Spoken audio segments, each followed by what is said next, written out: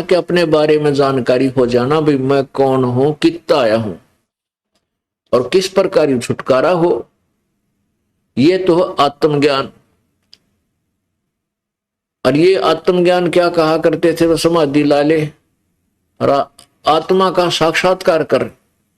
अरे भले आदमी अपनी आत्मा का स्वयं ही तू साक्षात्कार करेगा। कहते अपनी आत्मा को देखो। अपनी आत्मा ने क्यों कर देखोगे तुम, दया बुद्धि भ्रष्टोरी।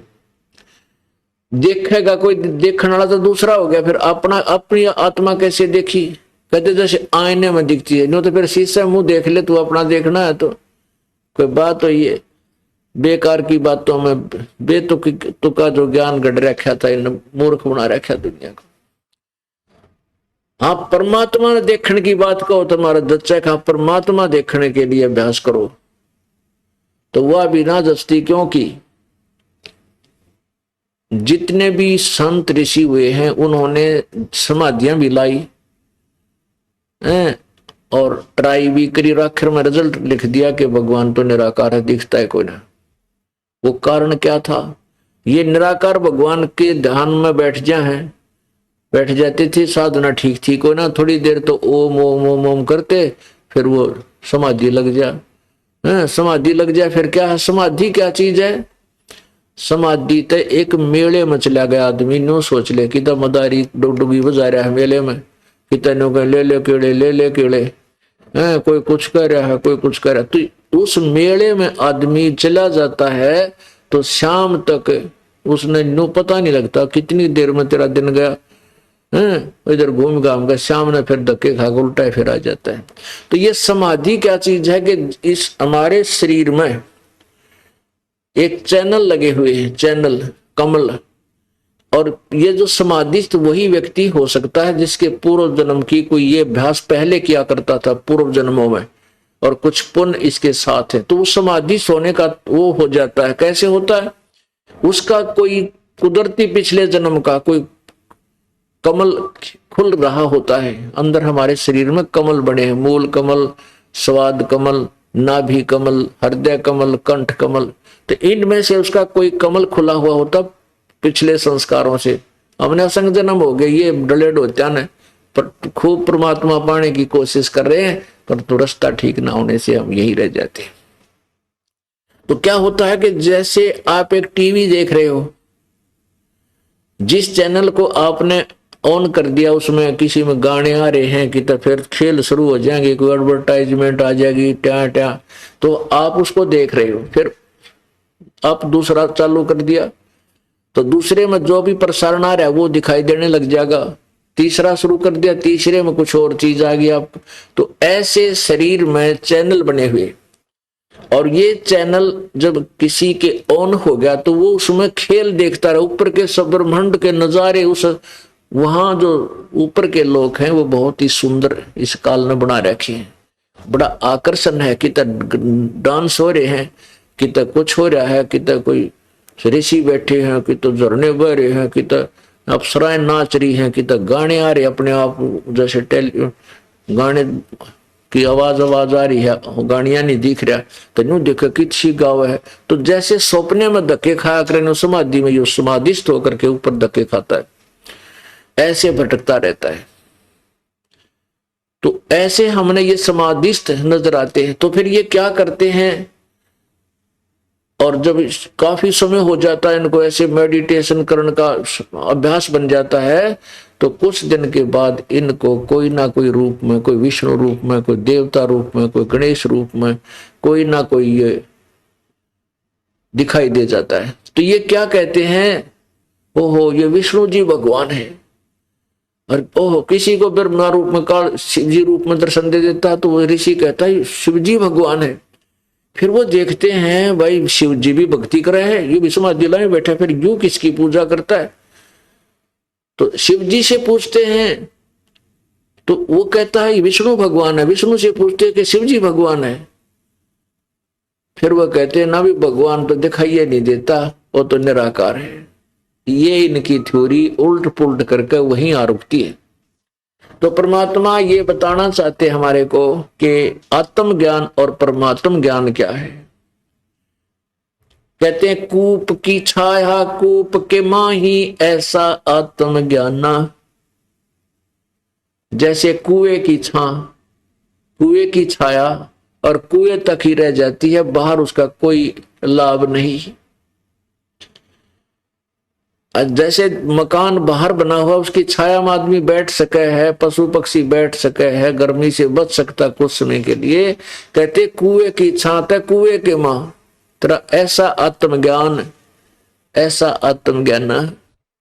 यानी आपने नो पता लग गया हम महादुखी हैं और ये तो बहुत बुरा लोक है, तो आपके पास विधि नहीं, उस कुएं मत निकलने का कोई तरीका नहीं, तो वो ज्ञान भी व्यर्थ है। जैसे आप सभी पुण्यात्मा कहीं ना कहीं संत ऋषि के चक्कर में फंसे हुए हो, क्योंकि आपको पता लग गया है कि भक्ति करनी चाहिए और आत्म कल्याण कराना चाहिए। आपको रास्ता ठीक नहीं मिला तो आपकी कुएं की छाया कुएं के मां तेरा ऐसा आत्मज्ञान। अब हम परमात्म ज्ञान के विषय में जानकारी देंगे। परमात्मा सर्वश्रेष्ठ प्रभु। तो हमने साक्षात्कार परमात्मा का करना है, अपनी आत्मा का के करांगे करके बता। अपना बिरान टिवरी हो रहा साक्षात्कार, कोई कुत्ता बना अंडा कोई गधा बन रहे, सारे साक्षात्कार हो रहे सबके। तो हमने तो परमात्मा का साक्षात्कार करना है, ना कि अपनी आत्मा का। अपनी आत्मा की दुर्गति हमने बिरान सारी सबकी हो रही। तो वो परमात्मा कौन है, कैसा है, कहाँ रहता है, उसका नाम क्या है, उसके पाने की विधि क्या है, ये परमात्म ज्ञान है, ये तत्व ज्ञान है। और ये परमात्म ज्ञान परमात्मा ने स्वयं ही आकर के यहां बताया है। बाकी किसी के पास ज्ञान नाम की छींट नहीं है, एक किरका भी नहीं है, एक कण भी नहीं है ज्ञान का। कोरा अज्ञान डरे डोहे। तो यहां क्या बता रहे हैं, परमात्मा ने स्वयं ही आकर के हमें बताया कि भी तुम इस काल के जाल में कैसे फंसे।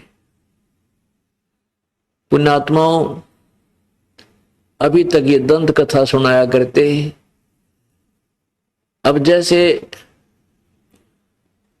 सभी प्राणी परमात्मा की भक्ति करते हैं और आत्म कल्याण चाहते हैं, आपको सभी ऋषि महर्षियों के और ये नकली वर्तमान के पंथों की सारे सदग्रंथ आपके सामने दिखा रखे दासना के सभी कहते हैं पार हो जाओ नहीं तो काल के मुख में रह जाओगे। सारे काल के मुख में एक समय एक शिकारी, एक समय एक तोता पकड़ लिया किसी ने, और वो तोता पिंजरे में बंद करके वो बेचने के लिए जा रहा था। आगे तो एक साधु संत मिल गया, भक्त दयालु इंसान।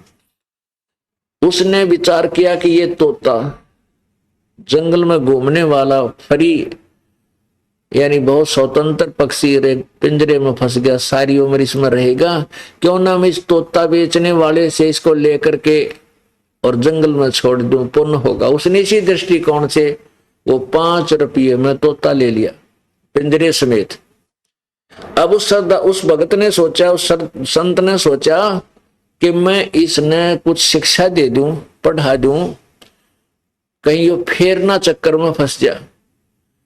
अब उस जाकर के ऋषि ने उस तोते से कहा, भाई तोता राम तू क्यों कर फंसा भाई इस जाल में, कैसे फंसा तू पिंजरे में। कहने लगा जी शिकारी आया था और वहां दाने डाल दिए, हम दाने खाने लग गए, कणक गेहूं बाजरा ज्वार डाल दी, हम वो खाने लग गए और शिकारी ने जाल डाल दिया, हम जाल में न्यों फंस गए।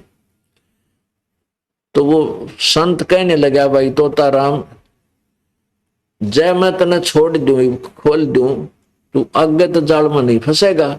अकना जी अक सुन ले तो ध्यान रखिए, देखिए ख्यास रखिए, और तोतों और अपने साथी तोतों को बता देना, पक्षियों को, भाई शिकारी आवेगा और जाल दाने डालेगा, जाल डालेगा, दाने डालेगा, तुम दाने मत खाइयो, दाने नहीं खाओगे तो फंसोगे कैसे? हाँ जी बिल्कुल ठीक है।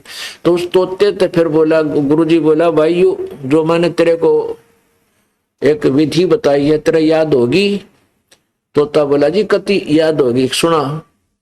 शिकारी आवेगा, दाने डालेगा, जाल बिछावेगा, हम दाने नहीं खावांगे तो जाल में कैसे फंसेंगे? अब गुरुजी ने 2 4 10 बार उसे एक पाठ सुना, तोते ने फटाफट सुना दिया। अब गुरुजी ने सोचा भाई तोता सियाना हो गया, ये फंसेगा नहीं, और कहा बेटा औरों को बता देना, जाकर के सब पक्षियों को ये पाठ याद करा देना। अच्छा जी। अब तोता छोड़ दिया। अब तोता पहुंचा अपने मित्रों और परिवार में, उन सब में गुरु पाक गया। ने बोला सुनो, आपको मैं एक विधि बताता हूं, हम कैसे जाल में फंसते। शिकारी आवेगा, दाने डालेगा, जाल बिछावेगा, हम दाने नहीं खाएंगे तो हम जाल में फंसेंगे कैसे? हाँ, सब ने जितने भी तोते थे उस जंगल के, उसने सबको सबका गुरु पाक गया और सब तय पाठ पढ़वा दिया। एक दिन एक शिकारी उस क्षेत्र में पहुंच गया जहां पर वो गुरुजी के चेले थे, वो तोते।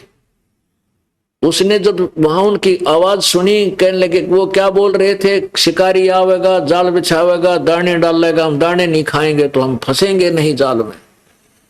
अब उस शिकारी ने सोचा भाई तू तो आज रोंग स्थान पर आ गया, गलत जगह आ गया। तो सारे तोते पढ़े पढ़ाए हैं, तो एक भी ना फंसा जाल में, बात बिगड़ गया। तो भाई 5-6 किलोमीटर जंगल में यार, यहाँ तो कसूते, ये तो ज्ञानवान आदमी टकरा गए, पक्षी टकरा गए, तो एक भी ना फंसा।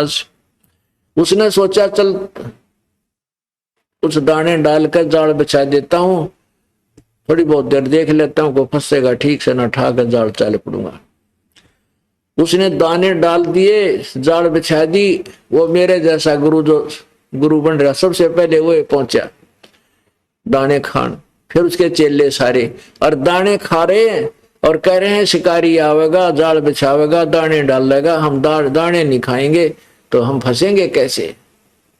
अब शिकारी ने सोचा रहे तो कति बोली पेड़ बांडे बांडे इनमें अर्धम जगह कति नहीं। उसने वो जब हो रही है ना 20 30 50 उसमें इकट्ठे हुआ जाल खींच ली, सारे जाल के वहां। अब उसने करके इकट्ठा जाल पीछे डाल लिया, और वो तोते कमर में लटका लिए चल पड़ा वापस। अब बड़ा दाव लग गया आज तो।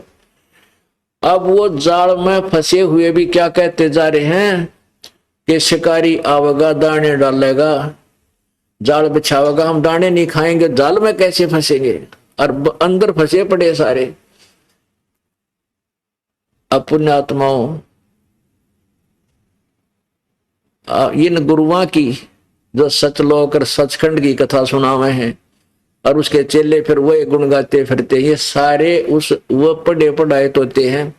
असर किससे का नहीं है, ना उनके पास विधि है वो छूट जाने की, केवल बनावटी बातें हैं। तो पुण्यात्माओं, ये जो ज्ञान कहते हैं, करनी तज कथनी कथाएं, अज्ञानी दिन रात और कुकर जो भोकत फिर, ये सुनी सुनाई बात। हम सभी काल के जाल में फंसे हुए हैं, और पुण्यात्माओं ये कथा आपको सुनाई जाती है, ये ज्ञान दिया जाता है, तुम उस तोते वाला काम मत करियो, इसने आप तक ग्रहण करो, को निरोरा न बताने लग जाओ। आप भी उसमें अमल करो और औरों को भी सुनाओ, और लेकिन दृढ़ करके काल के जाल से निकलने का सचमुच प्रयत्न करो। कहते हैं ये बातें कहने सुन की नहीं, ये कर पाड़ने की हैं। ये केवल कहने सुन तो बात नहीं पड़ेगी, ये करें पार पड़ेगी, पीछा छुटवाना पड़ेगा। अब आपको परमात्मा की कथा सुनाते हैं, हम कैसे काल के जाल में फंसे। सृष्टि रचना। पुण्यात्माओं, जब तक आपको सृष्टि रचना का ज्ञान नहीं होगा, आप आध्यात्मिक मार्ग को, अध्यात्म ज्ञान को कह भी नहीं समझ सकोगे। सृष्टि ज्ञान को आपने कति रटना पड़ेगा। जैसा कि हम इन गुरुओं से सुना करते थे कि ब्रह्मा विष्णु महेश तो अजर व अमर हैं, इनके कोई माता पिता नहीं है, ये तो सर्वशक्तिमान है, सर्वेश्वर है, महेश्वर है, मर्तुंजय है, कालज्य है, पता नहीं क्या उपमा दे रखी थी। और ये खुद कहते हैं हमारा तो जन्म और मृत्यु होता है, इनके माता पिता लिखे हुए इनकी जीवनी में, इन पुराणों में लिखा हुआ। और ये हमारे जो पूर्वज थे, हमारे हिंदू धर्म के गुरुजी थे, वह हमारे माता पिता पूर्वजों को ये भी नहीं बता सके इन पुराणों में लिखा क्या है, केवल दंत कथा सुनाते थे, उनके विपरीत ज्ञान देते थे। अब ये कथा आपको सुनाएगा ये दास, जो प्रथम बार सुनेगा उसको तो ऐसा लगेगा जैसे ये बनावटी सी बातें हैं, और जब आपके को ये दास प्रमाण दिखाएगा आप दांतों तले उंगली दबाओगे को हो सचमुच या तो सारी कहानी ऐसे थी। सबसे पहले केवल एक परमात्मा सत्य पुरुष, सत्य पुरुष का वास्तविक अर्थ होता अविनाशी परमात्मा, अविनाशी प्रभु। वो अनामी लोक में रहता था, अकय लोक भी बोलते हैं उसको, अकय लोक।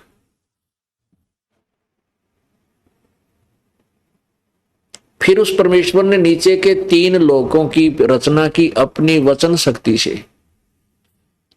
अगमलोक, फिर नीचे का उससे नीचे अलखलोक, और फिर सबसे नीचे सत्यलोक। ऐसे उस अनामी लोक से अन्य 3 लोकों की ओर उस परमेश्वर पूर्ण परमात्मा ने, पूर्ण प्रभु ने यानी कबीर देव ने रचना की। और ऊपर के 3 लोकों को यानी अविनाशी रूप में, स्थायी रूप में रचा, वो कभी नाश में नहीं आएंगे। उसी एक परमात्मा ने अपने अनेक रूप बनाए। अगम लोक में वही अगम पुरुष हुआ, अलख लोक में वही अलख पुरुष, पुरुष माने परमात्मा प्रभु, और सत्य लोक में वो सतपुरुष हुआ अविनाशी परमात्मा। अब सतलोक में परमेश्वर ने, परमपिता कबीर देव ने, सत्य पुरुष ने अपनी वचन शक्ति से एक शब्द से 16 द्वीप यानी 16 अलग अलग लोक स्थापित किए सतलोक में। और फिर 16 शब्दों से 16 पुत्रों की उत्पत्ति की। उनको अलग भिन्न भिन्न द्वीप में रहने की आज्ञा दे दी। परमेश्वर ने अपने पुत्र अचिंत को, उन 16 में से एक अचिंत नाम का पुत्र है, उससे कहा कि बेटा तू अब सृष्टि रचना कर रहे। अब परमात्मा ने इसलिए सारा कुछ किया था कि ये बालक कहीं फिर बाद में टांग ना अड़ावे, इनकी इस अक्षमता से अभी परिचित करवा देता हूं इनको, तुम्हारी कितनी औकात है। अचिंत ने अपनी वचन शक्ति से अक्षर पुरुष की उत्पत्ति की, जिसको परब्रह्म कहते हैं। अक्षर पुरुष, वहां एक तालाब है अमृत से भरा हुआ, उस अमृत सरोवर में स्नान करने के लिए चला गया। वहां जाकर के वो मस्ती से लेट गया जल में और गहरा जाकर के सो गया, नींद आ गई। पुण्यात्माओं, सतलोक में श्वासों से शरीर नहीं है, श्वासों से जीवन नहीं है। वहां शरीर जो है असनाविरम अकायम, शुक्रम अकायम असनाविरम, वो शुक्र से बनी हुई, माता पिता के योग से बने हुए की काया नहीं है। वो जो यहां का मटेरियल है, ये मटेरियल वहां नहीं है। नाड़ियों से बना हुआ शरीर नहीं है, वो श्वास की वहां आवश्यकता नहीं है। तो तालाब में सो गया, काफी समय तक बाहर नहीं आया। तब कबीर परमात्मा ने, सत्य पुरुष ने उसी अमृत सरोवर से जल लेकर के अपनी सिद्धि शक्ति से, अपनी वचन शक्ति से एक अंडा बनाया। उस अंडे में एक अपने वचन से आत्मा प्रवेश की। उस अंडे को जल में छोड़ दिया। वो गड़गड़ गड़गड़ करता हुआ जब नीचे गया तो अक्षर पुरुष उस परब्रह्म की आंख निंद्रा भंग होगी। उसने कुछ क्रोध हुआ कि मेरे को किसने जगा दिया, मेरी निंद्रा भंग किसने कर दी। तो इस दृष्टि से गुस्से में देखा तो वो अंडा दो भाग हो गया। उसमें से ये ज्योति निरंजन निकला और इससे कहा, इन दोनों से परमात्मा ने कहा कि तुम बाहर आओ। अक्षर पुरुष तू निंद्रा में था, तुझे जगाने के लिए सब किया गया, तुम दोनों बाहर आ जाओ और जाकर के तुम अचिंत के लोक में रहो। अब वो तीनों अचिंत और ये क्षर पुरुष यानी काल, जो आगे चल के काल कहलाया, और अक्षर पुरुष, ये तीनों एक द्वीप में रहने लगे। और शेष जो अलग थे वो 15 एक एक द्वीप में अलग अलग रह रहे थे। एक दिन उसके बाद परमात्मा ने अचिंत से कहा कि तूने देख ली अपनी अक्षमता, बेटा तुम्हारे बस की सृष्टि रचना नहीं है कि दे तुम बीच में टांग अड़ाओ, इसलिए तेरा भ्रम निवारण किया था मैंने। अब मैं सृष्टि रचना स्वयं ही आगे करूंगा। तो परमात्मा ने अपने शरीर, अपने वचन से, अपने शरीर से हम सबको उत्पन्न किया। वहां वचन से उत्पत्ति हुई। तो हम सभी आत्मा वहां मानव सदृश शरीर में, और सुंदर शरीर हमारा 16 सूर्य जितना, जैसे 16 सूर्य का प्रकाश हो पर गर्मी ना हो, इसमें इतना सुंदर शरीर एक आत्मा का वहां सतलोक में है। और इतने तेज पुंज का नूर का शरीर, जैसे ये 5 तत्व से बना हुआ शरीर है। 5 तत्व ये मिट्टी, हवा, अग्नि, वायु, आकाश और ये जल, वायु, यानी ये 5 तत्वों से बना है। इसमें कितना दिखाई देते हैं, कितना सुंदर है देखो। ऐसे ही वहां तेज से एक तत्व से बना हुआ शरीर हमारा है, और बहुत इससे तो असंख्य गुणा प्यारा और सुंदर शरीर है वो। तो वहां हम रहने लगे।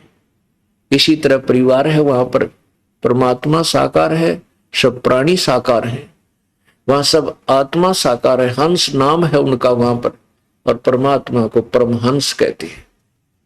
हम सभी वहां रह रहे थे, कोई दुख नहीं था, कोई शरीर में कोई रोग नहीं था, और सारी सुविधाएं थी वहां पर। 4 मुक्ति जहां चंपी करती माया होरी दासी। होय होय, यहाँ कितनी साधना करके, ना जाने कितने समय तक तप साधना तपसत करके 4 मुक्ति प्राप्त होती है। और वो मुक्ति भी एक दिन नष्ट हो जाती है, वो समय भी समाप्त होता है, स्वर्ग महास्वर्ग का भी। और फिर जीव का जीव 84 लाख योनियों में गधा कुत्ता सुअर बनता है। और सतलोक के अंदर परमात्मा बताते हैं कि ये 4 मुक्ति जहां चंपी करती, तेरे पैर दबाती है, इतना सुख है।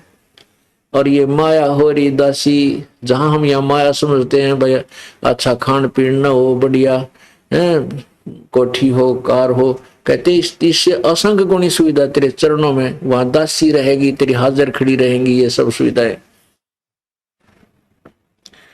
और फिर दूसरा क्या होगा कि दास गरीब अभय पद पर से, वो मिले राम अविनाशी। अब वहां हमारा सुंदर शरीर था। अब जैसे आप किसी भी संत की, पंथ की, ये सतलोक का ठेका ले रहे हैं, कौन? राधा स्वामी और धन धन सतगुरु वाले, ये कृपाल आले, ये ठाकुर जी आले, ये जय गुरुदेव वाले। किसी ने पूछ ले सचखंड में भगवान सतलोक में कैसा? चेतन ही चेतन है, प्रकाश ही प्रकाश है। उड़ा घुमा फिरा के बात ने उल्टी खींच देते और कहते हैं आत्मा परमात्मा में जाके लीन हो जाती है, वहां तो चेतन ही चेतन है।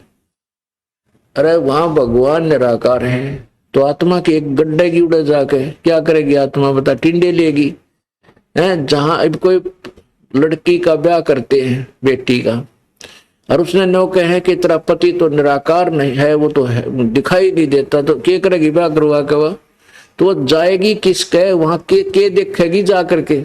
क्या रुचि बनेगी उसकी? तो ऐसे ही पुण्यात्मा ये हमने मूर्ख बना रहे थे, न ज्ञान था नहीं। सुनी सुनाई कबीर साहब का कबीर साहब का एक शब्द चोरी कर लिया इन्होंने। क्या था कि करने नो दीदार महल में प्यारा है। इसमें 32 छंद हैं, टुकड़े हैं, विभाग हैं, कली है। ईश्वर ने उल्टी सुल्टी इसकी बना के व्याख्या और वो भी ठीक ना करना। जब उसमें तो लास्ट में स्पष्ट लिखा है कि वहां ऊपर हंस चले जाते हैं आत्माएं मोक्ष होकर के, और सतपुरुष के ऊपर चवर करती है। तो निराकार क्यों करोगे मंदबुद्धि हो तुमने, तो देख लो चवर निराकार पर क्यों करेंगी वे। और फिर स्पष्ट कर रखा है परमात्मा के एक रोमकूप में करोड़ों सूर्य करोड़ों चंद्रमा मिला दे, इससे अधिक उसकी रोशनी है, तो वो साकार हो या निराकार है। और थरा गजब हो। यानी परमात्मा की वो वाणी झूठी नहीं हो सकती कि मोती मुक्ता दर्शत नाही, ये जग है सब अंधरे, दिखत के तैन चमिन के फेरा मोतिया बंदरे।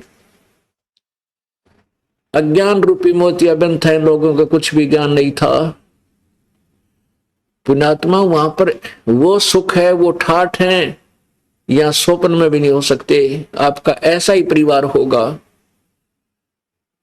और सदा युवा शरीर रहेगा, कभी बूढ़े नहीं होंगे। कोई काम भी वहां कोई काम नहीं है, केवल भगवान की भक्ति अपने आप चलती है, वहां पर आनंद आता है।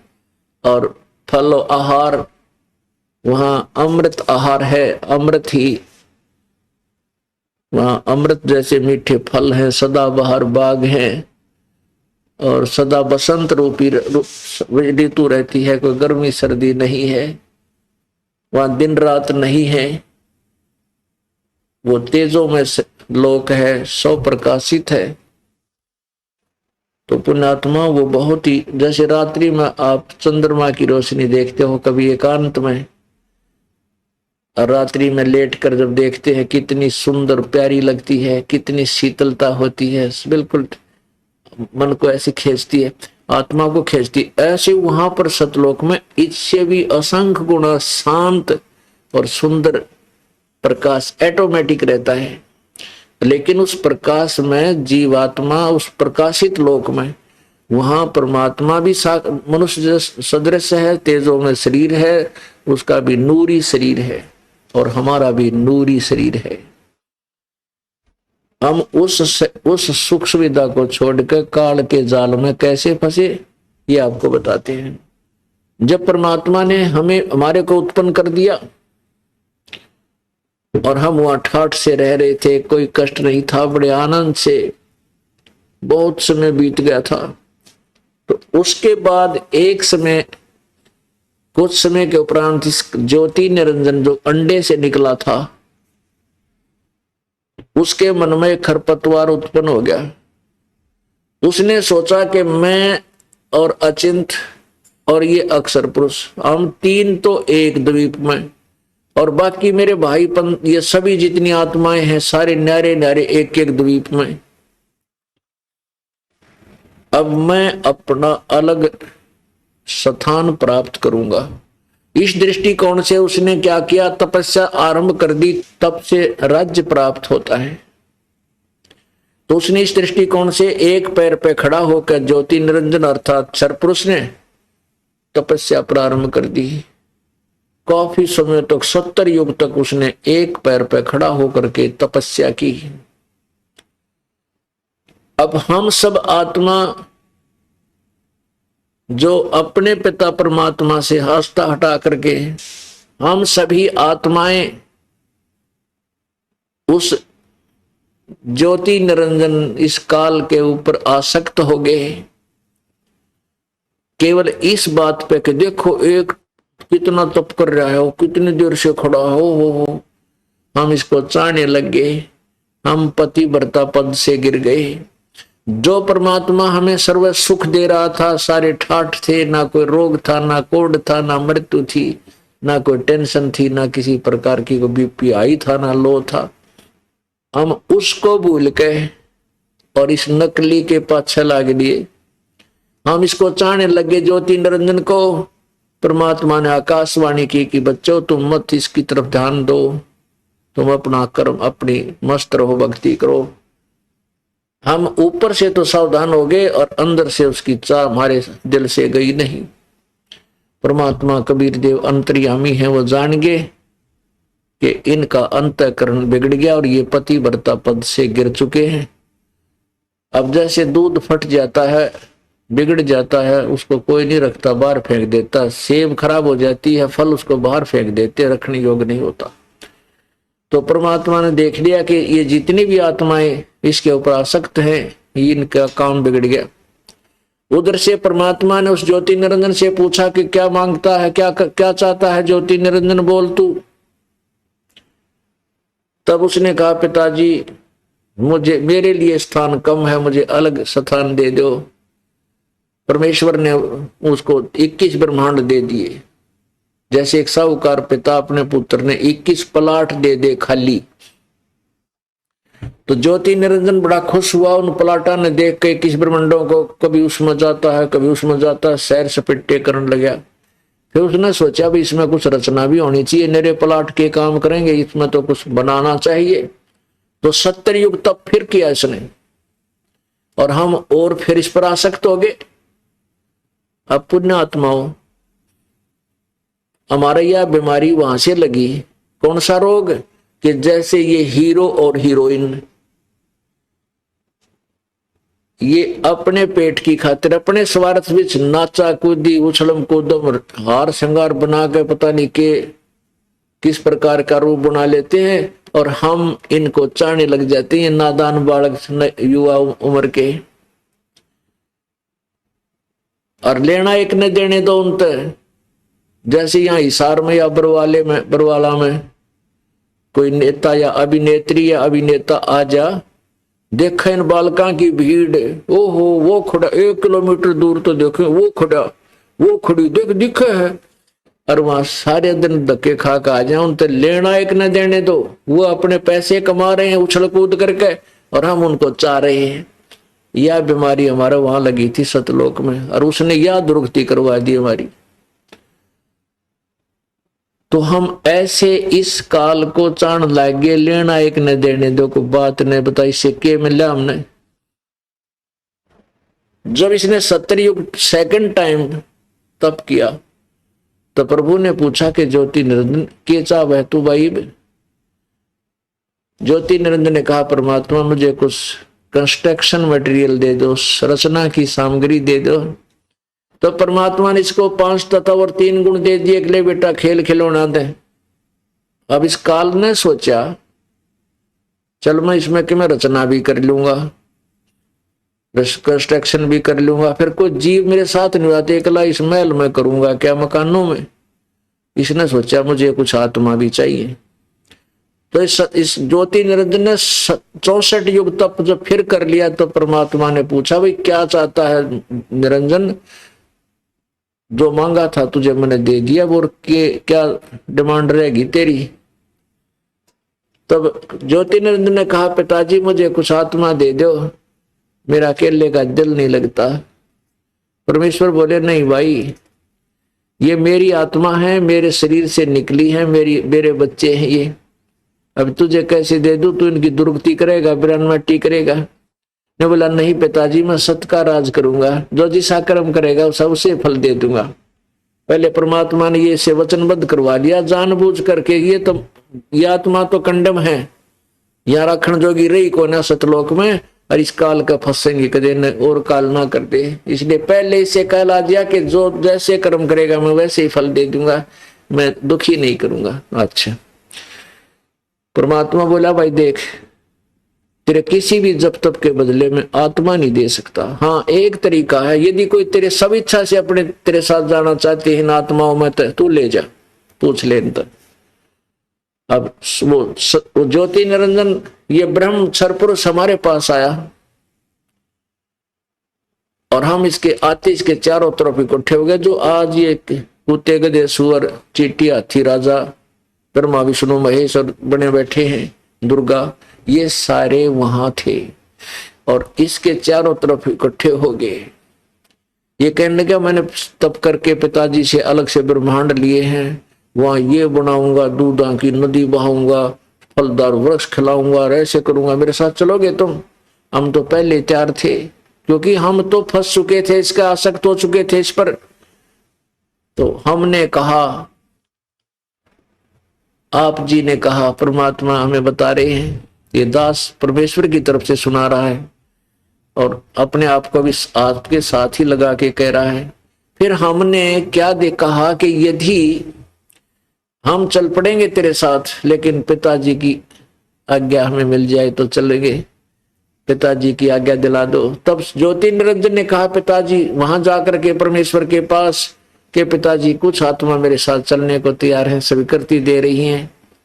परमात्मा ने कहा, परमेश्वर कबीर देव ने, सत्य पुरुष ने, कि मेरे सामने चल, मेरे सामने हाँ भरवा दे, मेरे सामने सब करती देंगे तो मैं भेजूंगा, तेरी बात का विश्वास नहीं करता। परमात्मा कबीर देव जी आगे और ज्योति निरंजन खड़ा, हम वहीं खड़े बैठ गए सारे एकदम। परमात्मा ने कहा, भी जो भी ज्योति निरंजन के साथ इसके लोकों में जाना चाहता है, हाथ खड़ा करो। खड़े होकर के स्वीकृति दो। अब सब के सब चुप, सन्नाटा छा गया कि अपने पिता के सामने क्यों करके हम इसके साथ जाएंगे। एकदम शर्मिंदे हो गए, नीचे नाड़ कर ली। परमेश्वर ने कहा कि ज्योति निरंजन तू तो कह रहा था कुछ जाना चाहते, तो कोई नहीं बोल रहा। तब एक आत्मा ने सोचा कदे बात बिगड़ जाए और स्वीकृति ना मिले, फटाफट खड़ी होगी। सबसे पहले देर किया, हिम्मत की। अब काल के जाल में फंसने की हिम्मत की उसने, सबसे पहले खड़ा होकर कहा मैं जाना चाहता हूं।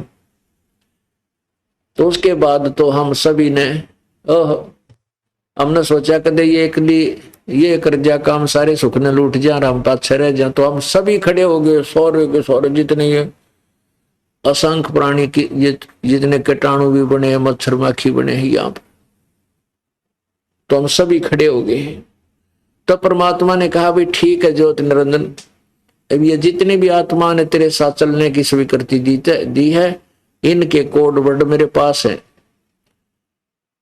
इनका मैंने पहचान कर ली है, और जा तू अपने 21 ब्रह्मांडों में, मैं इनको तेरे पास भेज दूंगा, लेकिन और तरीके से भेजूंगा। परमात्मा ने सभी का सूक्ष्म रूप बना दिया, बीज रूप, अति सूक्ष्म। और जिस आत्मा ने सबसे पहले स्वीकृति दी थी खड़ा होकर के, उसका एक लड़की बना दिया, युवा लड़की, जवान लड़की, और उसके अंदर अपने शब्द शक्ति से हम सभी को दुर्गा के शरीर में प्रवेश कर दिया। और परमात्मा ने कहा, बेटी मैंने तेरे को शब्द शक्ति दे दी है, तो ज्योति स्वरूप निरंजन के पास जा, वो जितने भी जीव कहे तू वचन से, शब्द से उत्पन्न कर देना। परमात्मा ने उस लड़की को आकार लड़की का अवश्य दे दिया था, लेकिन उसको प्रजनन इंद्री नहीं लगाई थी। अब अपने पुत्र, एक और पुत्र, जो 16, सबसे पहले 16 पुत्रों में से एक सहज दास है, एक जोग जीत है, जिसको योग संतान भी कहते हैं। तो उनमें से सहज दास से कहा कि जा बेटा अपनी बहन को तो निरंजन के पास छोड़ के आ, और उसको बता देना कि मैंने इस बहन को, बेटी को आशीर्वाद दे दिया है, वचन शक्ति दे दी है, और सभी आत्मा इसके शरीर में प्रवेश कर दी जो तेरे साथ आना चाह थी। ये अपने वचन से ये जितने तू जीव कहेगा बना देगी। अब सहजदास ने जाके ज्योति नंदन के पास वो युवा लड़की अपनी बहन खड़ी कर दी और कहा, पिताजी का आदेश है भाई, ये लड़की, ये दुर्गा, वो प्रकृति देवी, जिसको प्रकृति देवी कहते हैं, जिसको दुर्गा भी कहते हैं, शक्ति भी कहते हैं, अष्टांगी भी कहते हैं, वो वहां खड़ी कर दी और कहा कि इसको पिताजी ने शब्द शक्ति दे दी है, वचन शक्ति दे दी है, जितने जीव कहेगा या बना देगी, उत्पन्न कर देगी वचन से। ये कहकर के सहजदास तो वापस आ गया। उधर से युवा लड़की को देख करके ज्योति निरंजन के मन में दोष आ गया। इतना आत्मा में दोष भर गया कि उसने लड़की के साथ बलात्कार करने की चेष्टा की। लड़की ने कहा, ज्योति निरंजन तू बात सुन मेरी, देख पहले तू मेरा बड़ा भाई है, क्योंकि हमारे से पहले तेरी उत्पत्ति अंडे से हुई है, और मैं तेरी छोटी बहन हूं, और बहन भाई का ये ऐसा कर्म घोर पाप है भाई, तो मुझे टच मत कर। लेकिन इतना विषय वासना वश हो गया ये पाप आत्मा ज्योति निरंजन, ये इसने आगा देखा ना पीछा देखा, और लड़की को जबरदस्ती ग्रहण करने की चेष्टा की। अब दुर्गा ने और कोई तरीका नहीं देखा, अपनी इज्जत रक्षा का सूक्ष्म रूप बनाया, जिसके जैसे इसने मुंह खोल रखा था बकवादों में, मुंह के द्वारा पेट में शरण ले ली। वहां से आवाज लगाई, पिताजी मेरी रक्षा करो रक्षा करो, मैं ऐसे ऐसे इसने मेरे साथ बदतमीजी करना चाहे, मैंने इसकी पेट में शरण ली है। तब परमात्मा ने कहा कि हो गया ड्रामा शुरू भाई, अभी क्या है, अभी तो देखना था रेगल के करेगा यो, अभी तो ये तो पहला तोहफा है तुम्हें। अब परमात्मा स्वयं वहां पहुंचे अपने पुत्र जोगजीत के रूप में, और वहां से कहा कि जोगजीत सुन ले आदेश परम पिता का, तूने ऐसे सच्चे लोक में ये बदतमीजी की है, तू यहाँ रहने योग्य नहीं है, और तूने इस लड़की को खा लिया है कि तेरे शरीर अब दुख पा करके तेरे शरीर में पहुंच गई है। आज से तेरा नाम काल होगा, 1,00,000 मानव शरीरधारी प्राणियों को नित आहार करेगा, और 1,25,00,000 रोज उत्पत्ति करेगा, और लेकर तेरे 21 ब्रह्मांड न यहां से चला जा। अब वहां से इतना वचन कहा था, अपने आप ये वो लड़की पेट से निकाल दी परमात्मा ने, दुर्गा को काल के पेट से निकाल दिया, बाहर खड़ी कर दी, और जाओ तुम अपने भोगो कर्म जिसे तुम न करे। अब उनको 21 ब्रह्मांड वहां से चल पड़े, जैसे वायुयान चलता है, जहाज चलता है, हवाई जहाज, और वहां से 16 शंख कोश की दूरी पर जाकर रुक जाओ। 16 शंख कोश की दूरी पर आकर के ये 21 ब्रह्मांड काल के रुक गए।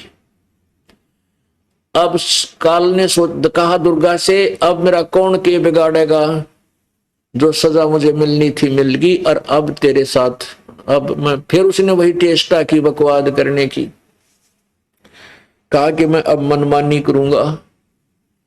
दुर्गा ने फिर कहा कि ज्योति निरंजन, पहले तो तू मेरा बड़ा भाई, मैं तेरी छोटी बहन, एक पिता की संतान, और दूसरे में तेरे पेट से बाहर आई तेरी बेटी होगी, कम से कम कुछ तो लिहाज रख ले, ऐसा जुल्म ना कर, मेरे पास वचन शक्ति है, मैं जितने तू जीव कहेगा मैं उत्पन्न कर दूंगी। लेकिन इतना वासना विषय वासना वश हो गया, ये काल कामदेव वश हो गया, इसने एक नहीं सुनी, दुर्गा से जबरदस्ती शादी की, और 3 पुत्रों की उत्पत्ति की, ब्रह्मा विष्णु महेश इनके नाम रख दिए, तीनों को एक एक गुण युक्त कर दिया, रजगुण ब्रह्मा, सतगुण विष्णु, तम गुण शिव जी बना दिया। अब पुण्य आत्माओं,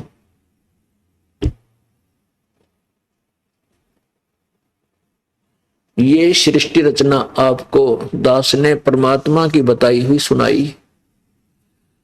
जिन्होंने ये सृष्टि रचना नहीं सुनी है वो ये सोचेगा ये तो बनावटी बात है, किताब ना सुनी ना देखी ना कोई शास्त्र में प्रमाण नहीं, कैसे माने। आपको इतने प्रमाण दे दूंगा कि आपका दिमाग सुन्न हो जाएगा, कर तेरा गजब, ये अपने सदग्रंथों में लिखा था ऐसा ही, जो कि आज से 600 वर्ष पहले परमात्मा ने अपने सिंपल लैंग्वेज में साधारण भाषा में बताया था कि धर्मदास ये जग बोराना, कोई न जाने पद निर्वाणा, यही कारण मैं कथा पसारा, जग से कहिए एक राम नियारा। अब मैं तुमसे कहूं चिताई, तेरे देवन की उत्पत्ति भाई। अब मैं तुझसे इन तेरे तीनों भगवानों की, ब्रह्मा विष्णु महेश का जन्म बताता हूं, क्यों करो या कैसे हुआ। अब ये जैसे दास ने कल आपको यह कथा सुनाई थी, परमात्मा की अमर वाणी सुनाई थी, कबीर वाणी, अब आज समझ में आओगी आप क्या कैसे अब मैं तुमसे कहूं चिताई, तेरे देवन की उत्पत्ति भाई। तेरे तीनों देवता रजगुण ब्रह्मा सतगुण विष्णु तमगुण शिव जी की उत्पत्ति सुनाता हूं, बताता हूं कैसे इनका जन्म हुआ। कुछ संक्षेप कहूं गहुराई, सब संशय तो मेरे मिट जाई। संक्षेप से बताऊंगा पर इसमें तेरे सारे संशय खत्म हो जाएंगे। बरम गए जग वेद पुराना, आदि राम का भेद न जान्या। इन वेद पुराण पढ़ के सारे भ्रमित हैं, उस आदि राम सर्वशक्तिमान सबसे पहले वाले परमात्मा सनातन ब्रह्म के विषय में किसी को ज्ञान नहीं। अब जो मैं कथा सुनाने जा रहा हूं, कहते हैं राम राम सब जगत बखाने, आदि राम कोई बिरलाए जाने। ज्ञानी सुने सो हृदय लगाई, ही मूर्ख सुने तो गम ना पाई। अब वो कथा सुनाने जा रहा हूं धर्मदास तुझे। परमेश्वर कबीर जी कहते हैं अपनी प्यारी आत्मा, एक धर्मदास भगत श्रेष्ठ भगत था, उसको जाकर मिले थे, वो सारी कहानी सतलोक दिखाया, सारा कुछ बताया। अब मैं तुझे जो कथा सुनाने जा रहा हूं, सृष्टि उत्पत्ति सृष्टि की रचना की, कि समझदार व्यक्ति बुद्धिमान तो तुरंत स्वीकार कर लेगा प्रमाण देख के सुन के, और मूर्ख सुने तेने का झूठ है झूठ है, हम नहीं मानते, हमने देखा है कोई ना सुना है कोई। अरे सुना दूंगा और दिखा दूंगा, सारे प्रमाण आपके सामने रखूंगा, तब ये सत्य कथा आपके सत्य स्वीकार्य होगी। भाई मां अष्टंगी पिता निरंजन, ये जम दारुण वंशन अंजन। इनकी माता दुर्गा है अष्टंगी, ब्रह्मा विष्णु महेश की, और पिता ये ज्योति निरंजन काल है। ओए पहले कीन निरंजन राई, पीछे से माया उपजाई। पहले तो ज्योति निरंजन की उत्पत्ति की परमात्मा कबीर जी ने स्वयं, अपनी महिमा आप ही बता रहा है, और पीछे से दुर्गा यानी सबको वचन से उत्पन्न किया। फिर दुर्गा ने सबसे पहले हाथ खड़ा किया, इसकी दुर्गा रूप दे दिया, इसको माया भी कहते हैं। पहले कीन निरंजन राई, पीछे से माया उपजाई। माया रूप देख अति शोभा, देव निरंजन तन मन लोभा। दुर्गा के सुंदर रूप को देख करके कहते हैं ज्योति निरंजन का मन डगमग हो गया। काम देव धर्मराय सताए, देवी को तुरंत धर खाए। पेट से देवी करी पुकारा, हे साहेब मेरा करो उबारा। पेट तो आवाज लगाई, कहते टेर सुनी तब हम ता आए, अष्टंगी को बंद छुड़वाए। जब उसकी पुकार सुनी तो मैं वहां गया उसके 21 ब्रह्मंडों में, और दुर्गा को उसके पेट से निकाला, उसकी बंद छुड़वाई। सतलोक में कीन्हा दुराचारी, काल निरंजन दी नैनकारी। इन्होंने वहां दुराचार किया था ज्योति निरंजन ने, इसलिए वहां से ये भगा दिया था, यहां डाल दिया। माया समेत दिया भगाई, 16 शंख कोस दूरी पर आई। अष्टंगी और काल अब दोई, मंद कर्म से गए बिगोई। अब देखो कहते हैं ये काल और ये दुर्गा अष्टंगी, ये अपने ही दुष्कर्म के कारण विनाश को प्राप्त हुए। अब मंद कर्म यानी निकम्मा काम निरंजन ने तो किया, वहां इसके साथ दुर्व्यवहार करना चाहा, ये मंद कर्म। और दुर्गा ने मंद कर्म किया कि अपने पिता परम पिता को छोड़कर इस काल के ऊपर आसक्त हुई, इसलिए इसकी विरानुमाटी दुर्गति हुई। आप पढ़ कर देखो इस दुर्गा की दुर्गति, कभी तो महिषासुर इसका पाछा पड़ रहा है, कभी कोई साला राक्षस गेल भाज रहा है, कि तो इसकी और नाड़ काट दी किसी ने, कि तो कुछ हो रहा है। तो ये इतनी विरानुमाटी इसकी। या धर्मराय को हिकमत की ना, ये भग बनाया और फिर इसने 3 पुत्रों की उत्पत्ति की। धर्मराय को हिकमत की ना, नखरेखा से भग कर लीना। धर्मराय की ने भोग विलासा, माया को रही तब आशा। कहते फिर दुर्गा गर्भवती होगी। 3 पुत्र अष्टंगी जाए, ब्रह्मा विष्णु शिव नाम धराए। 3 देव विस्तार चलावे, इनमें यो जग धोखा खावे। इस काल के विस्तार को ये तीन पुत्र काल के चला रहे हैं, और इन्हीं की पूजा में, इसी में ये लोग भोली आत्मा धोखा खा रहे हैं, इन्हीं की पूजा में लगे हुए हैं। पुरुष गम कैसे कोई पावे, काल निरंजन जग भरमावे। अब कहते हैं उस परम पिता परमात्मा के विषय में कौन समझे, यो काल सभी को भ्रमित करके उल्टा ज्ञान दे देता है। पुरुष गम कैसे कोई पावे, काल निरंजन जग भरमावे। तीन लोक अपने सुत दीना, सुन निरंजन बासालीना। अपने तीनों पुत्रों को ये तीन लोक देकर और स्वयं ब्रह्मलोक में सबसे ऊपर के स्थान पर ये काल विराजमान है, सुन शिखर में बैठा है। तीन लोक अपने सुत दीना, अपने सुतों को, अपने पुत्रों को दे दिया। और सुन निरंजन बासा लीना, अलख निरंजन सुन ठिकाना, ब्रह्मा विष्णु शिव भेद न जाना। अब ब्रह्मा विष्णु महेश भी तपस्या करते हैं, भगवान ढूंढांगे, वो मिलता कोई ना। कहते हैं इन्होंने ब्रह्मा विष्णु महेश को ये ज्योति निरंजन के दर्शन नहीं होली, ये भी नहीं मिलता। तीन देव सो उसको ध्यावे, निरंजन का वो पार न पावे। अलख निरंजन बड़ा बटपारा। इस ज्योति निरंजन को परमात्मा कबीर जी कहते हैं बड़ा बटपारा माने ठग, धोखेबाज है यो। अलख निरंजन बड़ा बटपारा, तीन लोक जीव करे आहारा। तीन लोक के जीवों को खा रहा है। ब्रह्मा विष्णु शिव नहीं बचाए, सकल खाए पुन धूर उड़ाए। तिनके सुत हैं तीनों देवा, अंदर जीव करते हैं सेवा। आय हाय, कमाल कर दिया कबीर भगवान ने। कहते हैं ब्रह्मा विष्णु महेश को भी खावेगा, क्योंकि 7 ब्रह्मा की मृत्यु के बाद एक विष्णु की मृत्यु, 7 विष्णु की मृत्यु के बाद एक शिव की मृत्यु। ये स्वयं भी कहते हैं कि हमारा तो जन्म और मृत्यु होता, और हम इनको अजरो अमर सर्वेश्वर महेश्वर मान रहे थे। ये नकली गुरुओं की अपनी दंत कथा थी, यथार्थ ज्ञान नहीं था। आइए अब हम उन श्रद्धालुओं के अनुभव जानते हैं जो जगत गुरु तत्वदर्शी संत रामपाल जी महाराज जी से दीक्षा प्राप्त कर चुके हैं तथा उनके द्वारा बताए गए भक्ति मार्ग पर चल रहे हैं। नमस्कार सर। नमस्कार सर। सर क्या नाम है आपका? सर मेरा नाम अमन दास है जी। सर कहाँ के रहने वाले हैं आप? वैसे मैं यूपी कानपुर का रहने वाला हूँ, लेकिन बठिंडा पंजाब में रहता हूँ। सर संत रामपाल जी महाराज से नाम दीक्षा आपने कब ली? 23 जुलाई सन 2012 को संत रामपाल जी महाराज से उपदेश प्राप्त हुआ। सर संत रामपाल जी महाराज से नाम दीक्षा लेने से पहले आप क्या भक्ति साधनाएं करते थे? संत रामपाल जी महाराज जी से उपदेश लेने से पहले भगवान शंकर जी की हम भक्ति उपासना किया करते थे, लेकिन वैसे हम मंदिर मस्जिद में नहीं जाते थे। वैसे ही किसी द्वारा बताई हुई स्तुति किया करते थे, जो सुबह उठने के बाद बैठ के 15-20 मिनट समाधि लगाते थे, और शाम को सोने से पहले 15-20 मिनट समाधि लगाया करते थे। सर जैसा कि आपने बताया कि आप भगवान शंकर की स्तुति करते थे, तो उन सब भक्ति साधनाओं को करने से आपको क्या लाभ मिले?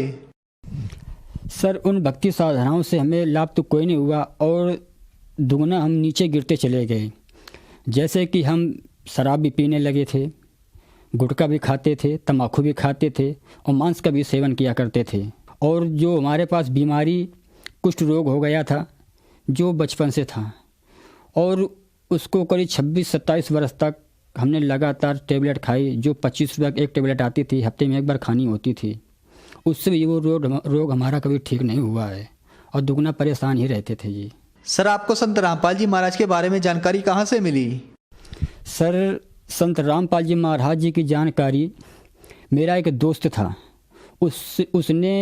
उसको किसी संत रामपाल जी महाराज जी के शिष्य ने वो पुस्तक का प्रचार कर रहे थे, ज्ञान गंगा पुस्तक का नाम है, उसका प्रचार कर रहे थे, और वो पुस्तक उसने 10 रुपये में ख़रीदी थी। तो उसने बताया कि भाई मेरे पास एक ऐसी पुस्तक है कि आप उसको पढ़ोगे तो बहुत अच्छा उसमें ज्ञान दिया हुआ है। तो मैंने कहा भाई देना, मैं पढ़ूँगा। तो उसने फिर मुझे पुस्तक दी। उस टाइम मेरी ड्यूटी नाइट में थी, और वो पुस्तक 2 नाइट में कंटिन्यू पढ़ता रहा। नाइट में ड्यूटी होती थी, दिन में सोता था। और उस पुस्तक को पढ़ने के बाद मुझे ये महसूस हुआ कि भाई पूर्ण ब्रह्म परमात्मा है, लेकिन उस समय मैंने भगवान शंकर को पूर्ण परमात्मा माना था।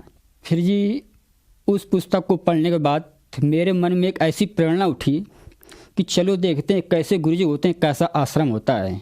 2 महीने बाद ये सारा कुछ हुआ। तो इतनी हमारे अंदर प्रबल प्रेरणा हो गई कि मैं जिस जहाँ पे मैं नौकरी करता था उसके यहाँ पैसे छोड़कर, उसने आधे पैसे दिए आधे नहीं दिए, और वो पैसे छोड़कर और एक संत रामपाल जी महाराज जी के शिष्य वो मिल गए थे, उन्होंने मुझे बरवाला जिला हिसार हरियाणा भारत के अंदर है वहाँ का पता एड्रेस दिया, और उस एड्रेस के माध्यम से मैं संत रामपाल जी महाराज जी के जो बनाया आश्रम बना हुआ है हम वहाँ पहुँचे जी। और फिर उनसे एक दिन तो वैसे में बना रहा आश्रम के अंदर, फिर दूसरे दिन में बाहर आया। तो फिर जब अंदर जाने लगा तो जो वहाँ सेवादार खड़े थे तो उन्होंने कहा भाई कहाँ जा रहे हो? मैं कहा जी मुझे अंदर जाना है। उन्होंने कहा भाई आप अंदर ऐसे नहीं जा सकते हो। मैंने कहा जी कैसे जाना होगा? बोले आपको पहले उपदेश लेना होगा इसके बाद अंदर जा सकते हो। मैंने कहा जी कोई नहीं मैं उपदेश ले लूँगा जी। तो बोले कि आप बाहर बैठो। मैं जी बाहर बैठा रहा, मेरे पास चाय भी ली, बिस्कुट मिला, खाया उसको। इसके बाद आधा घंटे के बाद सेवादार आए, उन्होंने कहा आप चलो जी आप उपदेश ले लो चल के। फिर वो मुझे अंदर लेके गए और संत रामपाल जी महाराज जी से उपदेश प्राप्त हुआ। सर, संत रामपाल जी महाराज से नाम दीक्षा लेने के बाद आपको क्या लाभ प्राप्त हुए? सर जी संत रामपाल जी महाराज जी से उपदेश प्राप्त होने के बाद जो हमारे बचपन से कुष्ठ रोग था वो संत रामपाल जी महाराज जी के आशीर्वाद मात्र से ही वो समाप्त हो गया। फिर दूसरा एक रोग अभी पिछले वर्ष सन 2017 में जून के महीने में मेरे पेशाब नली में पथरी थी, और उससे मैं करीब 2-3 दिन में लगातार बहुत परेशान रहा। फिर मेरे मन में प्रेरणा उठी कि चलो किसी डॉक्टर सलाह लेते हैं। तो मैं आश्रम गया, मुंडका आश्रम, और वहाँ पर जाके डॉक्टर हैं तो उनसे मैंने सलाह ली। तो उन्होंने बताया कि भाई आप अल्ट्रासाउंड करवा लो और ये ऐसे लक्षण पथरी के होते हैं और पथरी ही है, 100% है ये। तो मैंने कहा जी ठीक है जी। लेकिन मेरे मन में ये प्रेरणा उठी कि परमात्मा, हे संत रामपाल जी महाराज जी, आप तो सभी कहते हैं कि आप परमात्मा स्वरूप हो, तो आपसे बड़ा इस पृथ्वी पर क्या पूरे 21 ब्रह्मांड में भी आपसे बड़ा कोई डॉक्टर नहीं है। तो अगर आपके भक्तों का अल्ट्रासाउंड करवाना पड़ गया तो भक्ति किस काम की। और मैंने वहीं संत रामपाल जी महाराज जी को दंडवत प्रणाम किया, और उसके दूसरे दिन फिर मैं वापस आया तो जो डॉक्टर जी थी मैंने उनसे कहा जी आप जी ऐसा करो जी कि मुझे दवा दे दो, मुझे बहुत परेशानी है। तो उन्होंने कहा पहले आप अल्ट्रासाउंड करवाओ इसके बाद आपको दवा मिलेगी। मैंने कहा नहीं जी मुझे कुछ दवा दे दो, कुछ मुझे राहत मिले। तो उन्होंने मुझे 2 खुराक दवा दी, उसमें 4 गोलियां थी। बोले ऐसा करो आप एक अभी खा लो, एक शाम को खा लेना। वो मैंने 2 गोली उस टाइम खाई और 2 शाम को खाई। रात को सो गया तो रात को करीब 1-2 बजे के आसपास मेरे पेशाब में ऐसी जलन हुई कि मैं बाथरूम करने के लिए गया तो बिल्कुल मांस का टुकड़ा ऐसे कट के निकला कि बिल्कुल जैसे बहुत तेज धार से कोई पत्थर सा निकले, ऐसा खटाक से बाहर निकला। तब मुझे राहत मिली जी। वो दिन है कि आज का दिन है जी, जो आज तक मुझे ना तो वो कहीं दर्द समझ में आया और ना कोई पथरी रही, आवाज़ बिल्कुल ठीक ठाक हूँ जी। और मैंने ऑपरेशन भी नहीं करवाया, ना कोई अल्ट्रासाउंड करवाया है, बिल्कुल ठीक हूँ जी। और मेरी वाइफ है, उनको भी पेट में पथरी थी। सबने सब कुछ कह दिया कि भाई पथरी अल्ट्रासाउंड करवा लो, पथरी अल्ट्रासाउंड करवा लो। फिर संत रामपाल जी महाराज के पास वो भी गई और उन्होंने भी वही क्रिया की जो संत रामपाल जी महाराज जी बताते हैं, तो उनकी पथरी दूर हो गई। इसके बाद अल्ट्रासाउंड करवाया, उनके कोई भी पेट में कोई बीमारी नहीं निकली। आज भी वो बिल्कुल ठीक ठाक हैं, उनको कोई कमी नहीं है। मेरी पथरी की बीमारी थी, मेरा कुष्ठ रोग था और मेरी पत्नी की भी पेट में पथरी थी। संत रामपाल जी महाराज जी की कृपा से बिल्कुल ठीक हो गई है।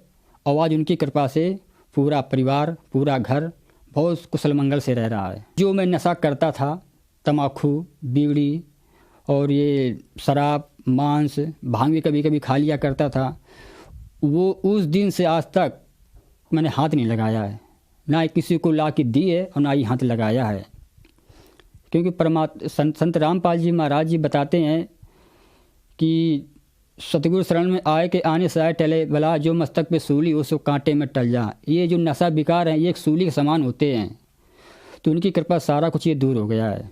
सर, आपने बताया कि आपको कुष्ठ रोग था, आपको पथरी थी, आपने कुष्ठ रोग की दवाई 25 साल तक खाई, लेकिन आपको कोई राहत नहीं मिली। तो फिर संत रामपाल जी महाराज ने आपको ऐसी कौन सी दवाई दी कि आपकी बीमारी आशीर्वाद से ही ठीक हो गई? वो जी संत रामपाल जी महाराज जी के द्वारा बताई गई भक्ति है, सदभक्ति है, जो वेदों में प्रमाणित, गीता में प्रमाणित है, और उन महापुरुषों के द्वारा बताई गई भक्ति है जिन महापुरुषों जब संत रामपाल जी महाराज जी से उपदेश प्राप्त करेंगे। धन्यवाद सर। धन्यवाद जी।